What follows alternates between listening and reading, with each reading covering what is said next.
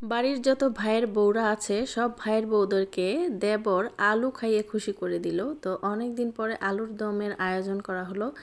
বাড়িতে গিয়েছিলাম, গ্রামের বাড়িতে, খুব অল্প সময় নিয়ে। তো তার মধ্যে হঠাৎ করে আমার এক প্রবাসী দেওর আর বলছে যে আজকে আলুর দম পার্টি হবে। সবাইকে না বলে আলুর কিনে নিয়ে এসেছে অনেকগুলো।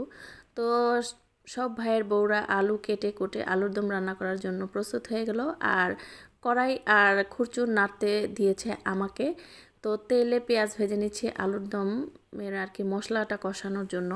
সেই ছোটোবেলার স্মৃতিচারণ। আমরা কিন্তু বিয়ের আগে যখন ছোট ছোট ছিলাম তখন শীতের রাতে সব ভাই বোন, চাচাতো ভাই বোন যারা আছে, বাড়ির ছেলে মেয়েরা সবাই মিলে এইরকম যার যার আলু ক্ষেত থেকে আলু সংগ্রহ করে এরপরে এরকম আলুর দমের পার্টি করতাম। অথবা আলু দিয়ে, ফুলকপি দিয়ে, সিম দিয়ে ভুনা খিচুড়ি রান্না করতাম।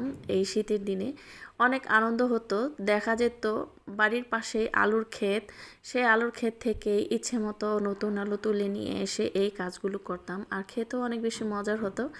তো মশলা কষিয়ে আলু দিয়ে ভালো করে কষানো হচ্ছে। আর এই যে এখানে ব্যবহার করা হবে হচ্ছে শুকনো মরিচের গুঁড়া। আলুর দমটা যখন হয়ে যাবে নামানোর আগে ধনিয়া পাতা আর শুকনো মরিচের গুঁড়াটা দিলে এই আলুর দমটা একটু ঝাল ঝাল হয় আর খেতেও বেশি ভালো লাগে। তো মশলা ঝাল ঝাল করে কষানো হয়েছে, আলুগুলি একটু বড় বড় করে কাটা হয়েছে। আলুর দমে সাধারণত আলুর সাইজগুলো বড়ই থাকে। তো এখানে তো শুধু কড়াইটাই দেখানো হচ্ছে, রান্নাটা দেখানো হচ্ছে। আশেপাশে কিন্তু অনেক মানুষ, আমরা চাচাতো যারা আছি সব বাড়ির বউয়েরা একসাথে মিলে হাসি ঠাট্টা দুষ্টুমি কথাবার্তা সব কিছুই হচ্ছে। আর খুবই আনন্দ হচ্ছে। আসলে খাওয়াটা বড় কথা না, এই যে আয়োজন করা। আমি কিন্তু ভিডিও করতে পারিনি, আমার এক ননদ একটুখানি ভিডিও ধরে দিয়েছে। তা না হলে এইটুকুও ভিডিও ক্যাপচার হতো না।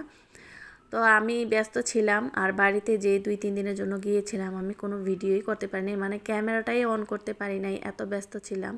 অনেক দিন পরে বাড়িতে যাওয়া হয়েছে, ঘর দুয়ার নোংরা হয়েছিল, সব কিছু পরিষ্কার করতে করতে আমার সময় চলে গেছে। তো এক ননদ বলছে যে ভাবি দাও এটা কেন ভিডিও করছো না, একটু ভিডিও করে দেই। তো সেই জন্য আর কি এইটুকু ক্যাপচার করা হয়েছে। তো নতুন আলু সিদ্ধ হতে খুব কম সময় লাগে, পানিটাও একটু বেশি করে দেওয়া হয়ে গিয়েছে। আসলে আমি অনেক বেশি জিনিস রান্না করতে পারি না পারফেক্টভাবে, তবে পানিটা কিন্তু আমি দেই নাই, অন্য আরেক জাল পানি দিয়ে দিয়েছে, কিন্তু বেশি হয়ে গেছে, সেই জন্য আলুটা একটুখানি ভাঙা ভাঙা হয়ে গিয়েছে বেশি সিদ্ধ হয়ে। তো বেশি করে ধনিয়া পাতা দিয়ে দিলাম। ধনিয়া পাতাটা একটুখানি মেশাবো, মানে খুব জোরে জোরে নাড়া যাচ্ছে না, আলুগুলো সেদ্ধ হয়ে একেবারে নরম হয়ে গিয়েছে। আর সব কিছুই পরিমাণে বেশি হলে খুব তাড়াতাড়ি সিদ্ধ হয়ে যায়। তো নামানোর আগে এখন হচ্ছে ওই যে চিলি ফ্লেক্স যেটা করে রেখেছি, শুকনো মরিচ হাতে মথে গুঁড়া করে রেখেছি, সেটা দিয়ে দিলাম। আলুর দমে শুকনো মরিচ এভাবে হাতে ডলে দিলে কিন্তু অনেক বেশি মজার হয়, সুন্দর একটা ঘ্রাণ হয়। তো অনেক মজা হয়েছিল। মোটামুটি এইটুকু সময়ে